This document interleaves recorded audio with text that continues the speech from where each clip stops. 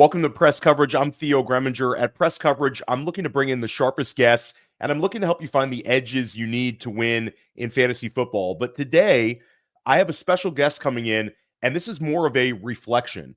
We're looking at lessons learned in this past regular season. We're recording this on Monday morning of Week 15, so it's kind of an interesting time to do this.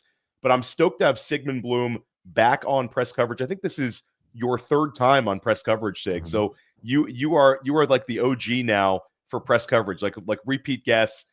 Big props to you. Everything you do over at Football Guys is tremendous. On the couch is appointment listening for everybody. How are you doing today, Sig? Good. Shaking off the chaos. Of course, the end of the year for all of us, I feel like it's a slingshot in the time-space continuum where time speeds up. Once we get past Halloween, these 2 months are a blur. And by the time we're like a week out from Christmas, we're all just holding on for dear life, but in a good way, because there's just so much happening, including in football and in fantasy football. But we've got each other and we've got all of our loved ones and we've got a lot to look forward to. And we'll see how this all goes down. Yeah, it is a crazy time. It speeds by. You've got the holidays mixed in.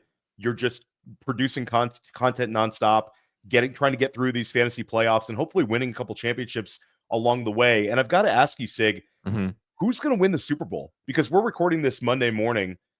We just saw Detroit lose another one going up against the Buffalo Bills. This was one where, like, the levee seems to have completely broken for the Detroit defense. Yeah. Green Bay game, they allow 31 points. They win that one. And then this game was like unbelievable offensive football, but at the same time, the Bills were scoring at will. Who's representing the AFC and who's going to represent the NFC if you had to pick today? Yeah, if you had to pick today, I think it's the Bills and the Eagles. And I mean, I want it to be Bills and Lions. I want one of those fan bases to finally reach the promised land. But like you said, with the Lions, it's just so difficult with the defense to picture that. And honestly, Theo, they could end up being on the road in the first round of the playoffs, and not necessarily in an easy place to play either, like in LA or Tampa, So, I mean, this is not going to be an easy road for them because Minnesota could still end up as the number one seed. Philadelphia could end up as the number one seed. It's kind of fun on the NFC side because maybe not Washington, but otherwise, if it's the Rams and the Bucks winning the division, any of those 6 teams go to the Super Bowl. Green Bay is a credible Super Bowl team. Minnesota is a credible Super Bowl team. Philadelphia is. Tampa and the Rams. On the AFC side, it's not as clear cut, but Josh Allen looks so comfortable. He looks so comfortable, and the team looks comfortable. And I think what has happened for the Bills, and this is one of those things where you have the expectations of a whole region and a lot of people who lived through the 4 Super Bowl losses, and it becomes a weight. It becomes something that is a burden, and it starts to creep into the collective consciousness when they get late in these playoff games. And it's been just excruciating to watch, but I don't feel the burden when I watch them now. I feel like they've shrugged it off and they're just playing football, letting the game come to them. And I want this to be the year because I think Josh Allen is showing us a level at quarterback right now that, frankly, for fantasy, we haven't seen in a lifetime. And for NFL, like just leadership. And you mentioned, we were talking about this before we went on the air, about Joe Brady, right? And one of the things we have to remember is that Joe Brady with Joe Burrow, the two of them together authored the greatest offensive season in college football history, period. So he's got some experience in getting a quarterback to fully unlock his potential. Yeah, no, I love that you segued that in. Josh Allen now, like, just the level of play is just unbelievable. And that's sort of, we're going to talk about some of the quarterback values, but this lessons learned. When we started off the top, I think that we talked a little bit in the pre-show, and you talked a little bit about ADP, about sort of if we were redrafting, sort of having an auction mentality this year would have been the ideal strategy. In most leagues, you can't necessarily trade out of your draft slot, but this year, the league winner at wide receiver, Jamar Chase, and oftentimes we saw him fall to the 110 during the holdout time, the holdout fears. I saw him go at the 111 once. Saquon Barkley, who you were getting at the 1-2 turn, and Jahmyr Gibbs, who there was a period of time where you were seeing Jahmyr Gibbs go at the 1-2 turn and fall all the way down to like the 202, 203, 204 level. So there's these multiple players who are just incredible values. And at the time, we were viewing the top of the board as this like cheat code. Get CMC, get Tyreek Hill, get CeeDee Lamb. It's been anything but. Your thoughts? Yeah, that's the thing, right? You think of when you think about the slope of values in a typical snake draft redraft, it feels like, probably because we stared our rankings all off season, it feels like there's a steep drop off. But we see when it actually plays out, their values are much more level. And I think that maybe the best actionable takeaway here, Theo, is get lots of questions. I get to pick my draft slot, or I'm picking between this draft slot and this draft slot. And maybe just go with the late draft slot. Go with the late draft slot because we overestimate the edge that these players are going to give us. And we know from variance that the players that we're putting at the top of the board are probably not likely to finish at the top of the board the next year. Still very good. You're not upset if you took CeeDee Lamb. You're not hating life. You're not hating life if you took Justin Jefferson. But you realize that there are better picks that went on the board, off the board after them. I think that's a great way of putting it. And I know that you've often talked about variance. JJ Zachariason talks about variance, but it's now back-to-back years in a row where you're getting these sort of league winners in that 11-12 range. The previous year, it was CeeDee Lamb. CeeDee Lamb was like this pick where you were sort of excited to get him. Then the beginning of the year, everything was sort of like, whatever. Then they have the bye week, and he ends up averaging like 25 points a game. That turn pick, like I think being able to just embrace it, get those sort of guys there, and have the willingness to, if you're choosing draft slots, take a chance that we're not as good at predicting who's going to have the best fantasy season, and we're certainly never going to be able to predict injuries. I think embracing that variance as a fantasy player is often difficult, but it really could provide some of the best win rates. And I want to push back on one thing just to kind of get your opinion. Yeah. Jamar Chase, this is a really interesting one because he's having one of the best points per game averages we've ever seen at the wide receiver position, like over the last 10 years. He's like top 3. I think it's Cooper Kupp, Devontae Adams, and Jamar Chase, like the 3 most impactful points per game seasons when they all finished wide receiver 1 overall. But the difference this year is Jamar Chase has such a positional advantage in terms of points per game, like 5 points a game more than a Justin Jefferson as the wide receiver 2. Just sort of your thoughts on, is this one of the most sort of impactful positional advantages you've seen in your time with fantasy football with a 1 versus a 2 in the position scoring, especially at the wide receiver spot? Yeah, I think it what it conceals, Theo, is it's another down year at wide receiver. And the conventional wisdom of wide receiver is the safest pick might be starting to flip, or at the very least, you don't automatically lock in a wide receiver in the first round the way people have before. And Chase, like Lamb last year, is at the intersection of a few things that are helping him. One, that the Bengals defense is terrible. And the other, that Joe Burrow has been able to stay healthy, and the whole offense basically. Well, Chase Brown has come on, but he's in a situation where, much like CeeDee Lamb in the second half of the year last year, like so much of the offense is relying on him, and there's no reason to think that's going to change next year. So I do think that there's going to be a good argument for him as the number 1 pick, and it is extremely impactful. Now the question is he going to give us one of them 40-point bombs here against Cleveland or against Denver? Let's watch the health of Patrick Surtain. That's big. And when we look to his outlook for week 17, but yeah, and it's great to see for Jamar Chase, because remember, this is a player, I think, who was it? Les Miles? Was it Les Miles that told him you're not a wide receiver? Yeah. Somebody. I think it was Les Miles. He's from right down the river, up the river, I should say, in Destrehan here in the Southeast Louisiana. Southeast Louisiana, this is a moment for me to say Southeast Louisiana is the cradle of wide receivers. I mean, it's ridiculous how many of the truly top wide receivers of the game. Something in the water down here. Come on down. It sounds good to me. Jamar Chase, certainly, like, yeah, you say, can he drop a 40-pointer? Absolutely. And I think that the one X factor that we weren't really necessarily thinking of is we need Jameis Winston in that starting lineup so that Bengals-Browns game really tilts over. I need it, Sig. I can't have him on the bench in that one. 3 picks aside, let's keep him in there, especially for the fun of that game. We're going to take a quick break. More lessons learned from the regular season and maybe help you have an idea who's going to win leagues when we come back.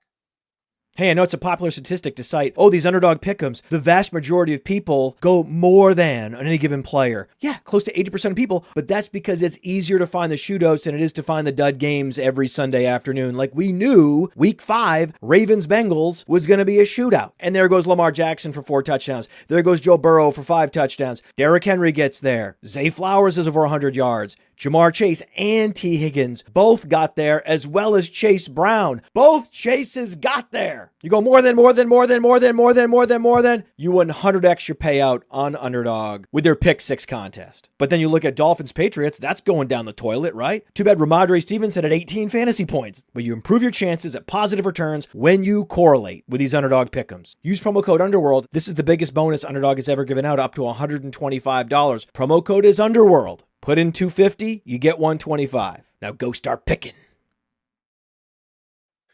Welcome back to Press Coverage. Theo Gremminger with Sigmund Bloom of Football Guys.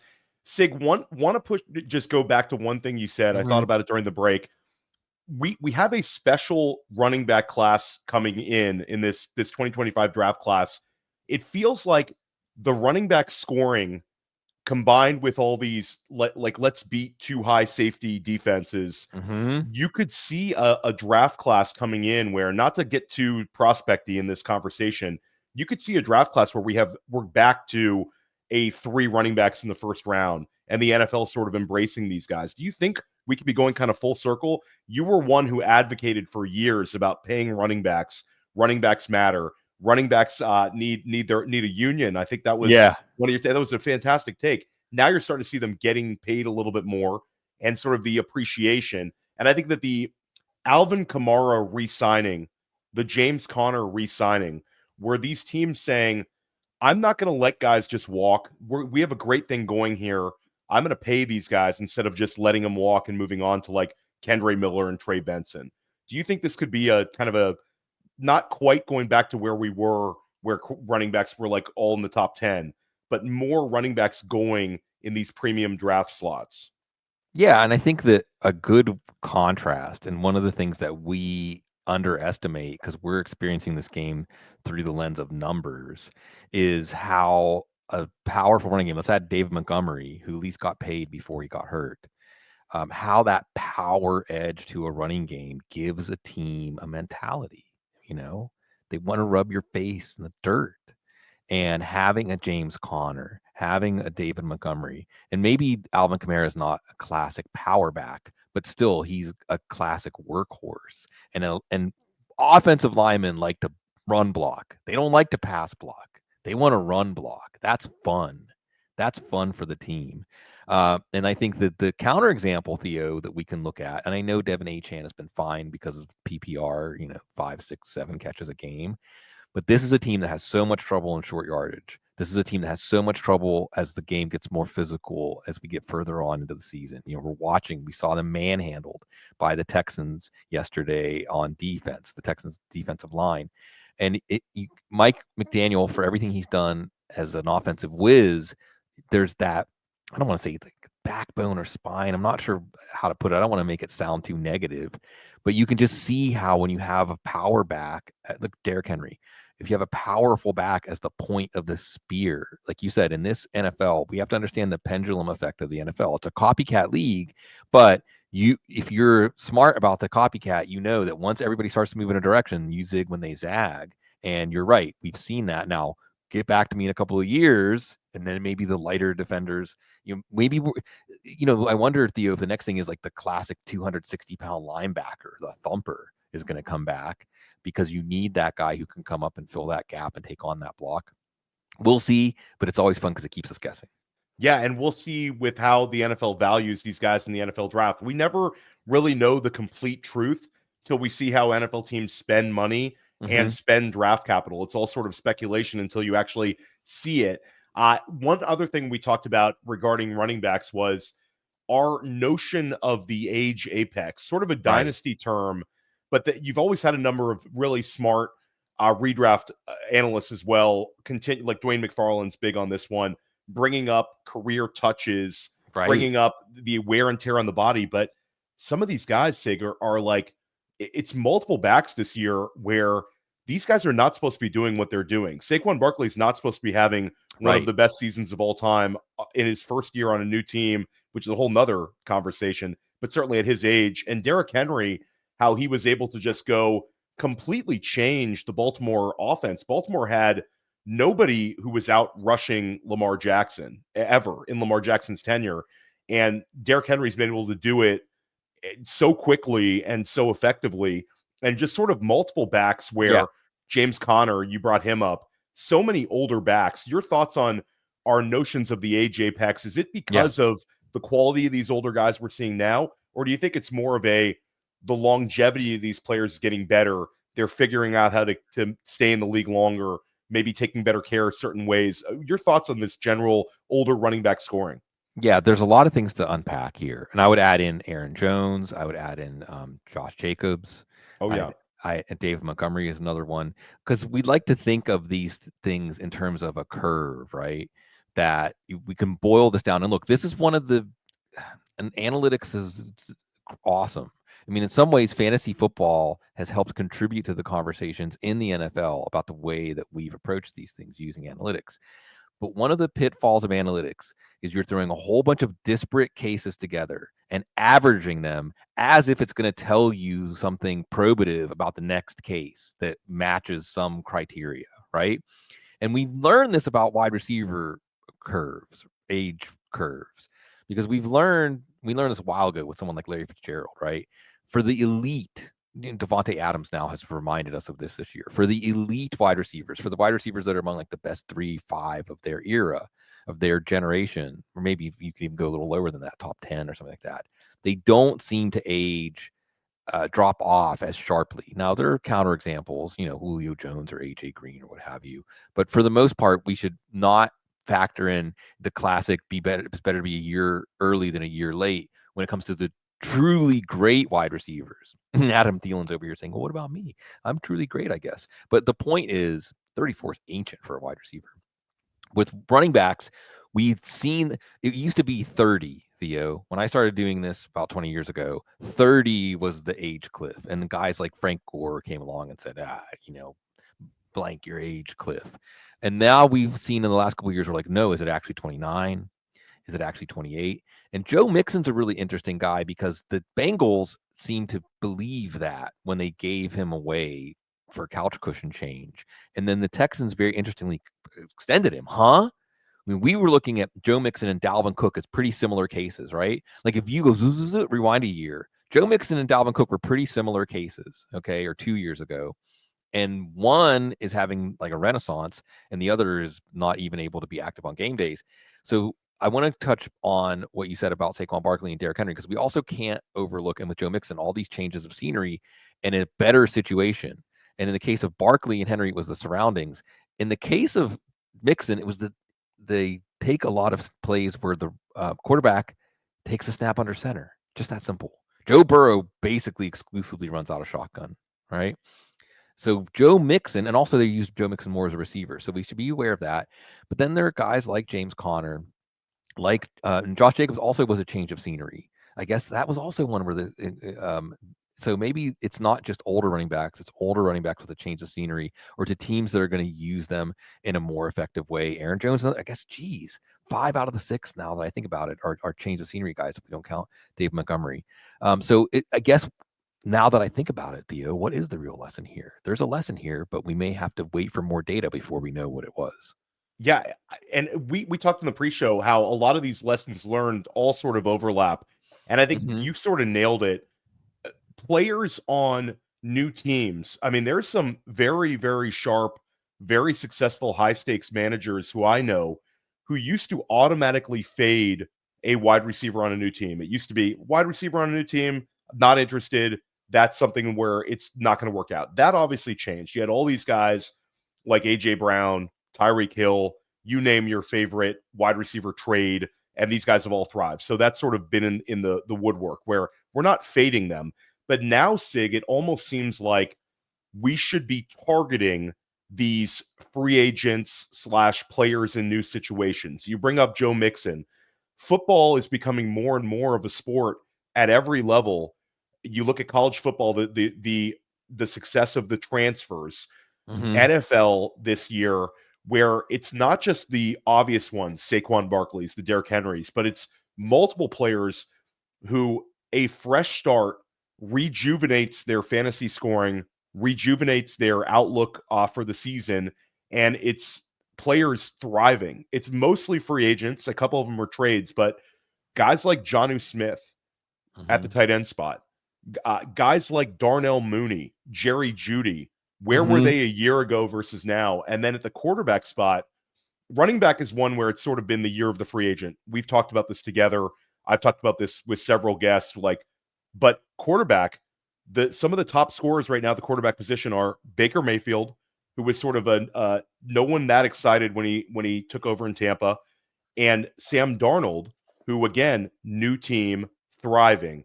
Your thoughts on this in the NFL? And I think this could be one of the last edges for fantasy is being able to embrace new situations. I need to see it first drafter is going to get punished in more ways than just rookies from now on.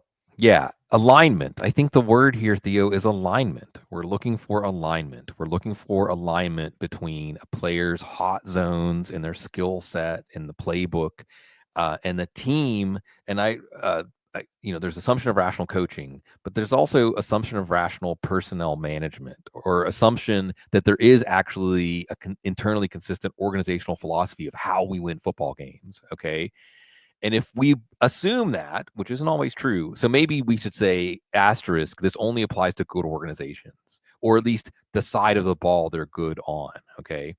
But we want to assume that when a player is sought out via trade or free agency, that the team has a plan for that player that embraces what they're good at and maybe puts them in a position to show what was neglected or not successfully utilized at their previous stop. And that's why the team wanted them. That's why the team is willing to pay for them or to give up draft capital to get them, because they watch them. This is just like classic fantasy football. Like, you're watching somebody and you're saying, that guy's really good. He's not getting used enough, but I'm going to trade for him. I'm going to draft him because I know that if that opportunity comes, he's going to be really good.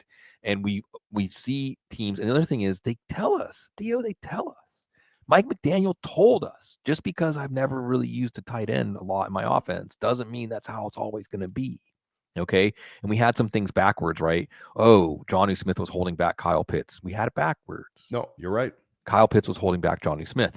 And also New England was holding back Jonnu Smith. It's really funny to watch Jonnu Smith, who was the shot across the bow. That was Bill Belichick's big pickup to open up free agency like 3 or 4 years ago. And now we're finally seeing him used to his fullest extent. So I think it's alignment. And I think the Joe Mixon thing about taking snaps under center and Joe Mixon getting the ball with a head of steam instead of having to start from a standstill with standing beside Joe Burrow in the shotgun is another good one to look at, where seemingly small changes can unlock a player's potential. And we want to count on the teams that seek those players to understand these are the changes that are going to unlock them. And I think that makes it fun to look forward to free agency, to look forward to the hot stove season of the NFL, because we can hopefully next year get out ahead of these situations. Yeah, and you nailed it with the Jonnu Smith one. It was seeing a player in a different light, saying, I can use this player better than the current organization. And we do this as fantasy managers a lot. Like, you'll watch a preseason game and you'll see this second stringer just shine. And you'd say, wow, this guy really deserves more touches. There's players in this league that, if given the opportunity for volume and in a role, they can thrive if it's a system that really accentuates what they do well as a player. And I think you see that with these free agents. And I also think that it's a long memory league where you'll hear a general manager talk about a guy who's 27, 28 years old, about how they viewed him as a prospect coming out of the draft. And that factored in their decision to go and get him. Like, you think about a guy like Jerry Jeudy. Jerry Jeudy ends up getting traded, becomes a Cleveland Brown. Cleveland immediately rewards him with a contract, and a lot of people eyebrows raise. But that's an organization that was probably like, when this guy was at Alabama, we were really into him, and this can work with us. So I think it's really an amazing thing, and it sort of should open our eyes more to these players in first-year situations sort of moving forward. We don't necessarily have to take them all, but if we find the right fit, I don't want to get burned on this one, but this is one where I think it could be still can be a cheat code. And just to piggyback on what you're saying with Mixon and Jeudy, the fact that the team's not just traded for them, and we're willing to take on salary obligations that the previous team didn't want, but then extend the player. Teams pay for anticipated production. Okay, so those extensions meant what those teams envisioned for those players was better than what they were coming from. And the Baker Mayfield thing, really quick, I want to touch on this because they just come out and tell us, Theo, like to say the secrets of the universe aren't secret. The secrets of fantasy football aren't secret. Liam Cohen said, I took this job to work with Baker Mayfield, again, in parentheses, because it was Baker Mayfield's career being revived with the Rams, with Liam Cohen on that staff under Sean McVay. So Coach Beak Index, Greg Branos, does an incredible job of this, tracking this stuff, broadcasting it, amplifying it. And Bob Harris tells us too, like the combine is a tremendous place. When coaches and GMs tell the truth, often it is at the combine. They don't always tell the truth. So pay attention to this stuff, parse this stuff, think about the why. I'm the mayor of Narrative Street, and this has been a good year for Narrative Street. Oh, fantastic Narrative Street. I love it. And let's stick with it. Let's talk about the quarterback spot specifically, because one other sort of takeaway, we talked about this earlier in the year, how your Pittsburgh Steelers sort of were able to moneyball the quarterback position with great success as sort of a turnaround this year. They were able to get Justin Fields for peanuts, Russell Wilson for peanuts. But this has been sort of an overarching arc. We talked a little bit about Baker Mayfield, how Baker Mayfield was on his fourth team when he signed with Tampa Bay. And I've talked about Sam Darnold, how Sam Darnold was able to just thrive when J.J. McCarthy went down. He sort of ran with it. And then the biggest example of this is the Rams traded for Matt Stafford, and at the same time they gave Detroit Jared Goff, sort of looked at as a bridge quarterback. Right. All of a sudden on Sunday this week, 5 touchdown passes. I mean, unbelievable. So for me, could we also be seeing sort of a little bit more of a Moneyball era at the quarterback spot? Some of the big bets failed. Aaron Rodgers failing miserably. Kirk Cousins failing miserably. There's been multiple, obviously, guys are going to fail as draft picks. That's sort of par for the course. But teams making smaller bets at the quarterback position and being able to win, is this something we could also see emulated? Maybe an NFL team being less likely to force a draft pick. If a guy's not a first round grade, I'm not going to force him in there. And instead, I'm going to go try to find my own Sam Darnold, Baker Mayfield type. Right. And again, alignment comes in here. And I've said, Theo, that we shouldn't ever say a quarterback's name.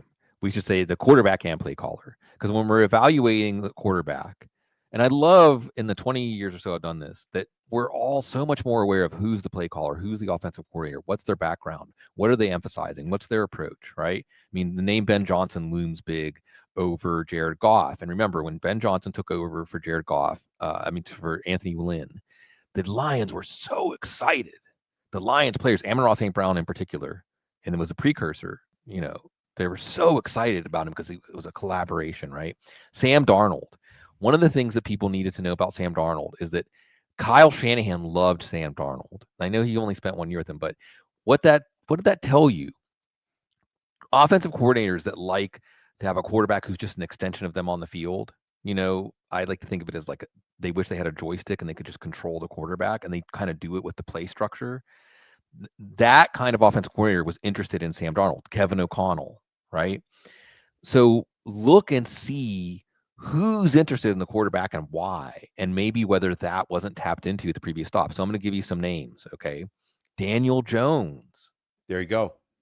Kevin O'Connell was interested in Daniel Jones.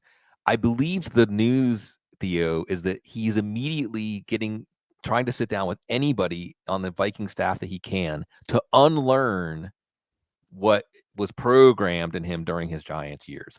We know that Daniel Jones has tools, and we know that he can execute within structure. Okay, maybe he doesn't understand the limits of his own abilities, but would it be shocking if he had a Geno Smith kind of second chapter? And for fantasy, we should care because Daniel Jones has take it to the house speed. Have we forgotten this? Daniel Jones can break off a 60 or 70 yard run a la Terrell Pryor. And if he has a coach that sets him up to do that as an element sprinkled in with this highly structured passing game like what Minnesota has, that's exciting. A couple other guys I'm going to be interested to watch to see on the Moneyball front, okay? Would a team be interested in trading for Malik Willis or next year, 2026, when he's a free agent? Hendon Hooker, I think, is another interesting guy because of how highly structured the offense was in Tennessee and what he brings to the table. And also, he's probably absorbing a lot of good stuff in Detroit, right? He's coming out of a successful system. So I think there are some quarterbacks out there to consider as maybe in the case of Hooker and Willis, not untapped. I think the Packers showed what was there with Willis that the Titans couldn't. And what's the theme we keep coming back to here, Theo? Good organizations can get stuff out of players, or more than the bad organizations or the organizations that don't understand what they have. And we should think about that when players change teams. I love it. And I love the word unlearn. I think that's a really exciting one when you bring up Daniel Jones, because I think that could be sort of the way that the Minnesota offense has a wrinkle next year. It's already an organization that really knows what they're doing. They're able to win with change. And next year, I fully believe that they're going to move on, unless they win a Super Bowl with Darnold. I think they're going to move on. It's going to be J.J. McCarthy and Daniel Jones. And you're talking about two players who have mobility. We've seen it with Josh Dobbs, what kind of fantasy scoring numbers we can get. Having two of those guys, this is something that could be really interesting for us. Daniel Jones is one where if you're in a dynasty league, a Superflex dynasty league, get him for peanuts. Yeah. He's one that might gain value over the summer. I love that one. That's the one you want to circle. And in terms of just embrace the organization, you've seen multiple players scoring in this same position. We saw Nick Mullins throw for 400 yards in a game. It just works. Darnold's going to get a massive payday after thriving in the same system. Just keep embracing it. And one thing that you've continually talked about, as we love brand new things in fantasy. Yeah. We love to talk about brand new offensive coordinators, and that's a really fun conversation. But one thing that I've really absorbed from you over the years, Sig, is being willing to embrace these year two offensive coordinators taking a big step forward. They have experience with the team, and they take a step forward and they thrive even more in year two. And we're really seeing that this year. If Todd Monken was 10 years younger, he'd be mentioned for every single head coaching job. And one sort of bounce back candidate himself in the mold of Sam Darnold, Joe Brady at one point was the hottest name in football. Goes from LSU to the Carolina Panthers when he was like 32, 33 years old, is a scapegoat in Carolina. And now, again, is the smartest man in the room, dropping 40 pointers in back-to-back weeks with the Buffalo Bills. So sort of your thoughts on the year two OCs, any guys for next year that you have circled that I'm really interested to see, like a Dave Canales, a Liam Cohen, what they can do in year two? Yeah, I think that, and this kind of comes back, you mentioned Carolina, like patience, right? Patience. Maybe we should be a little more patient and not necessarily expect immediate. And this even goes over the course of a season. But we have to consider that offensive systems might take more than one offseason and camp to learn. Okay. And you have to also get the right players in. And sometimes maybe you tweak a position coach or something like that. So it takes time. I'll give you one. Justin Herbert with the Chargers. And what are they going to do? Because remember, going into the season, we thought, well, they're just going to run the ball 600 times and they're going to win slop fest games. And maybe that's what we're going to see on Thursday night.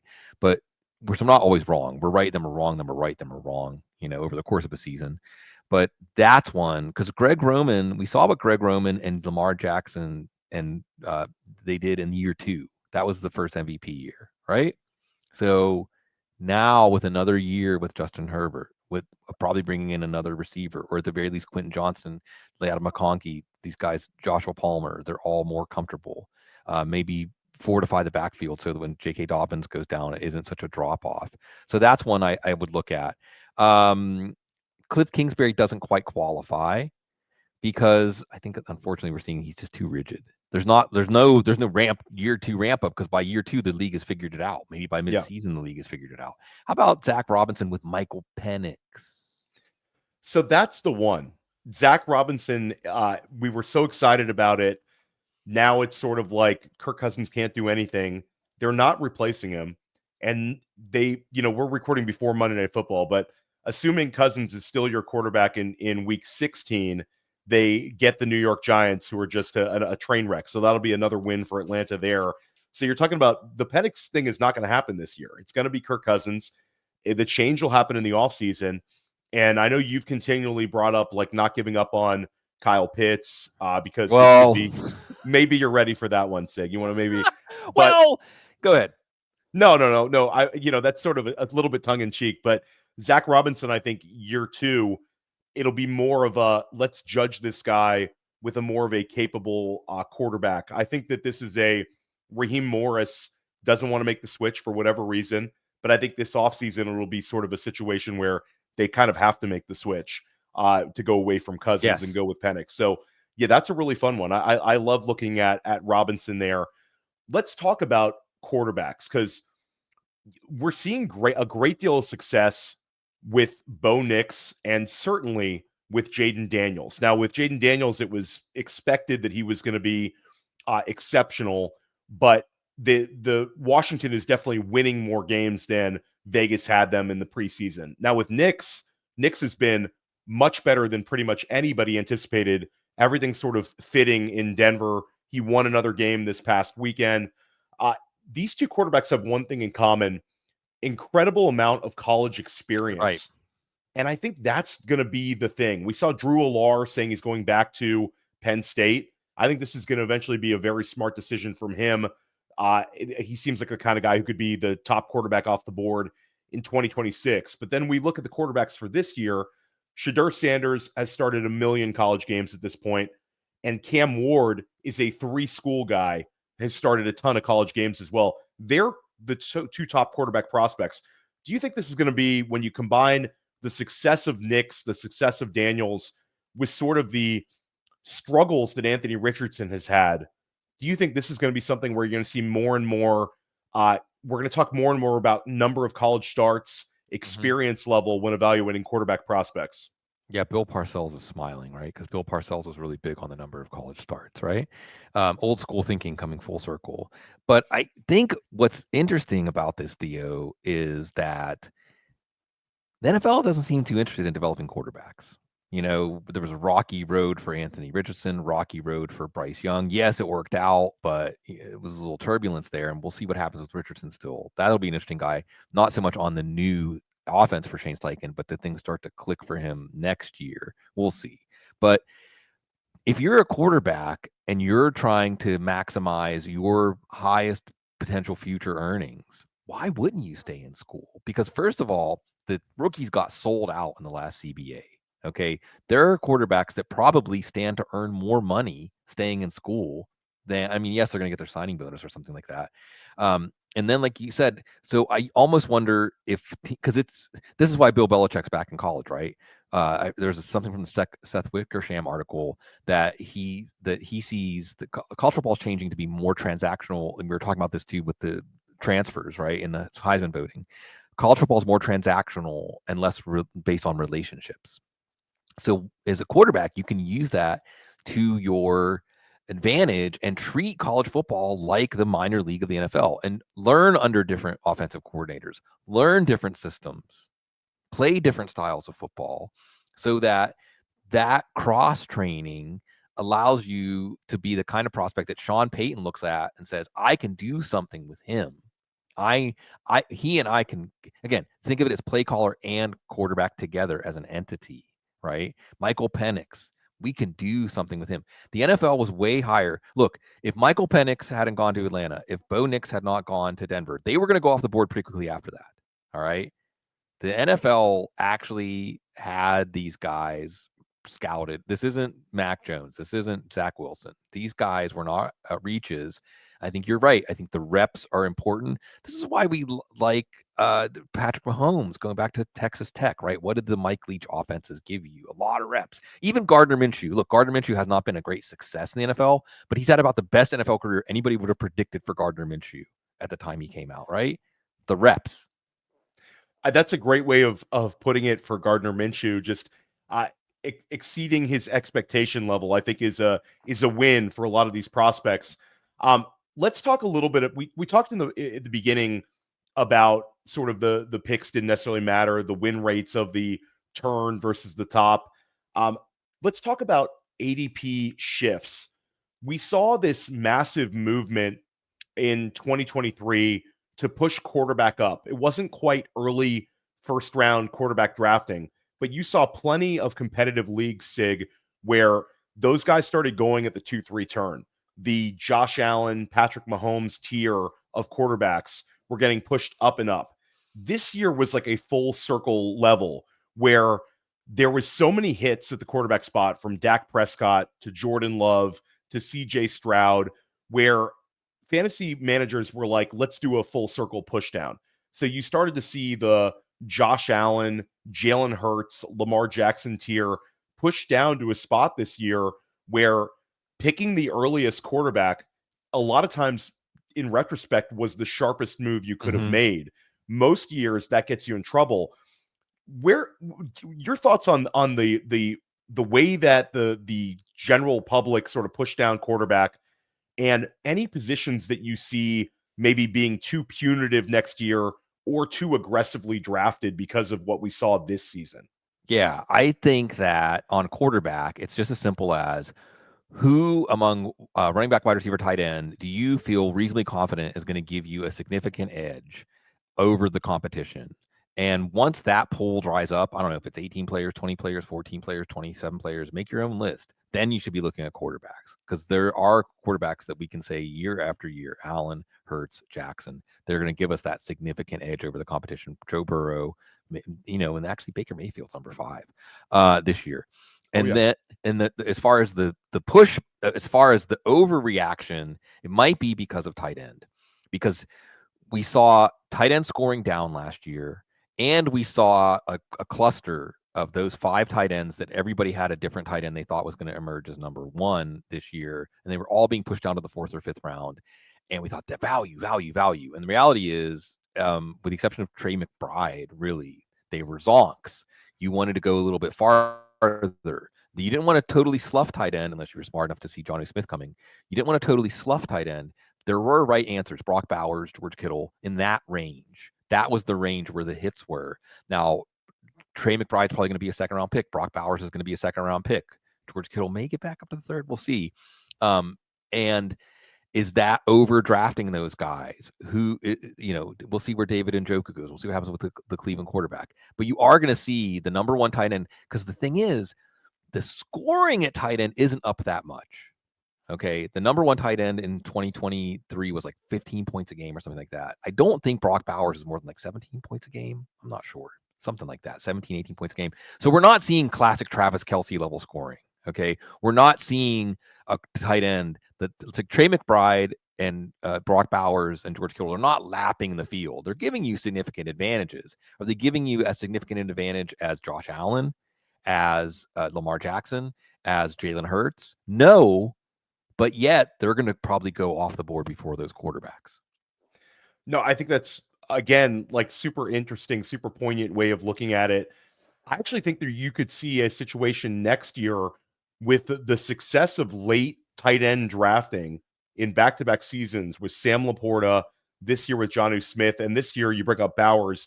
Bowers was like league specific. There were certain leagues where he got pushed up and sort of dragged into the gravitational pull of like the low-end tight end ones were all getting drafted a little bit earlier. And then there were certain leagues where he was going in like the 11th round. I think that the success of the guys like Bowers, Smith, and certainly Laporta might make people think that they can wait on tight end a little bit more than they should next year, especially with guys like Tyler Warren, Colston Loveland. But we'll see, Sig. We'll know soon when that early ADP comes out, and we'll be able to react to it, and it'll be a lot of fun. one thing that you brought up in the pre-show as a lesson for all of us was ambiguous wide receiver groupings. This was a year where you could have gotten yourself in some trouble. Yeah, I just think we looked at how the ADP spread was for Kansas City, for Green Bay, for Chicago, for Houston, for Buffalo, for these offenses that were like, well, someone's going to hit. I'm not sure who. And the ADP spreads indicated that. Now, interestingly enough, the biggest hits from those groups were Nico Collins, even though he missed some time.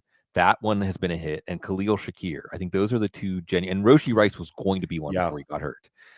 Those are the genuine hits. Those are the genuine, hey, you're happy if you took these guys. But otherwise, these passing games, Matt LaFleur saying, I don't like the term number one receiver. Joe Brady, the Bills offense, everyone's going to eat, right?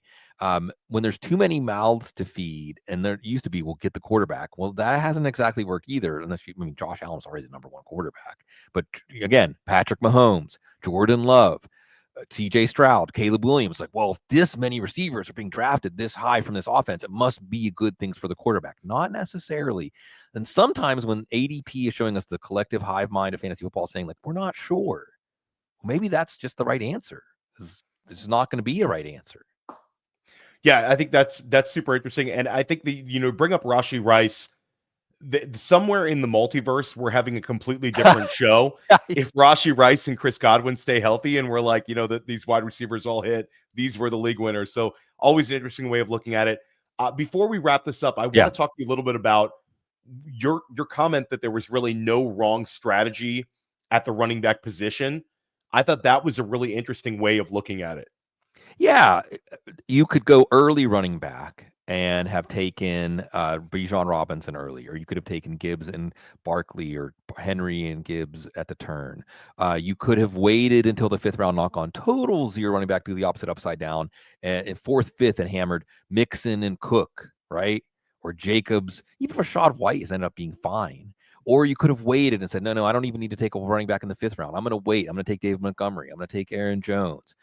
I'm going to pair him up with Brian Robinson, right? I'm going to wait and take Chase Brown because I know that he's the best running back on that roster. Or you could even wait further and say, well, I'm going to get Chuba Hubbard as my leadoff hitter, and we'll see when Jonathan Brooks is ready. But I know that I'll at least get some startable weeks out of him. I'm going to take rookie running backs. I'm going to take Bucky Irving. And not all the rookies were hits. I still like J.K. Dobbins.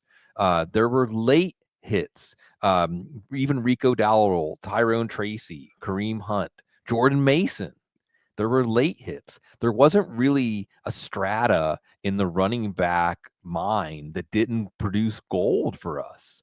So there's not, I know people, that's cheeky for me to say it, but I always love to say every strategy works if you pick the right players. And I get it. Player evaluation, team evaluation is the hardest part of this. But that's the unsolvable riddle that we try to solve every year. And we've talked about some of the clues along the way that can get you to the right answer. Yeah, and another sort of lesson this year, like you nailed it, was sort of all these running backs hit, all these running backs stayed healthy. And I think betting on taking chances on a guy like Chase Brown rather than the wide receiver being drafted next to him sort of paid off. And I'll close it out with this one.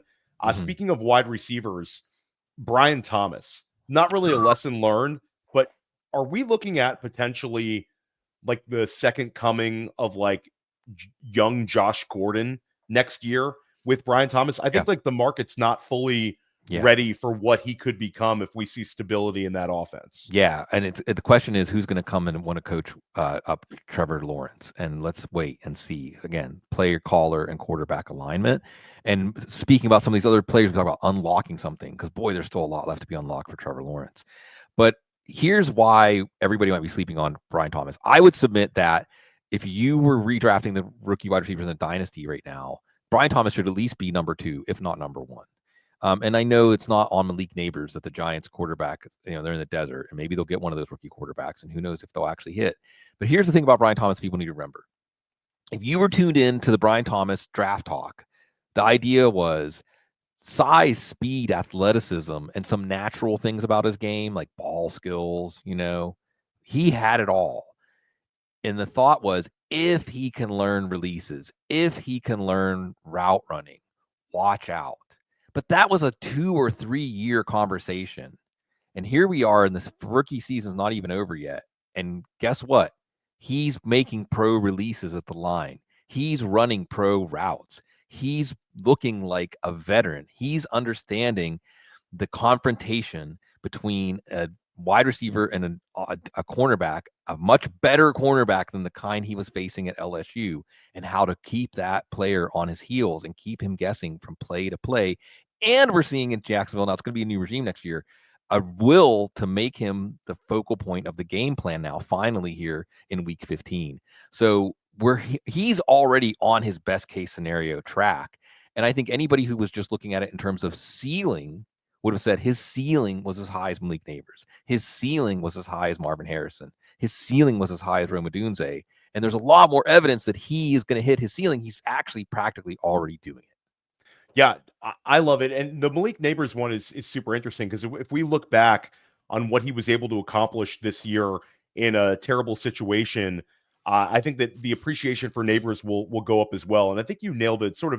This was a special wide receiver class. I know you've described them that way, where both of these guys are special players. Both of these guys are great. We don't necessarily even have to take a stand. You just want Brian Thomas or Malik Neighbors. And for me with Thomas, in the way that I'm evaluating prospects, like I took some heat this past offseason for being on Brian Thomas ahead of Ladd McConkey, where people really pushed back on that one, and I sort of laid it out. But I think another interesting one with Brian Thomas was a lot of people would talk about the target tree that he ran at LSU. Players don't pick their target tree. Right. Players don't say, hey, I'm going to run these 3 routes. Like having a limited route tree, having a limited target tree, like being limited in the types of targets you receive, that's a coaching decision. And it doesn't necessarily mean that a player cannot adapt to new things.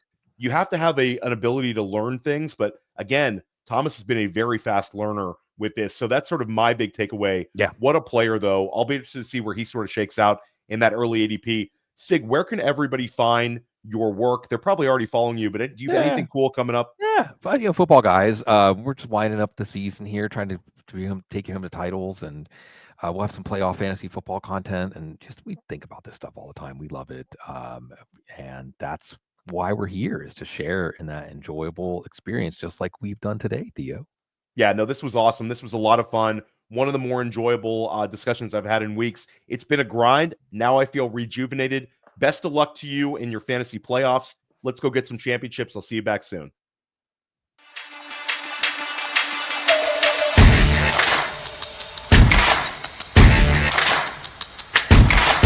Hey, I want to thank you for being part of this broadcast. If you have any thoughts on it, leave a comment. If you enjoyed it, make sure you leave a like. And if you want to see more shows on the Player Profiler channel, subscribe to it. That's how we know you want more.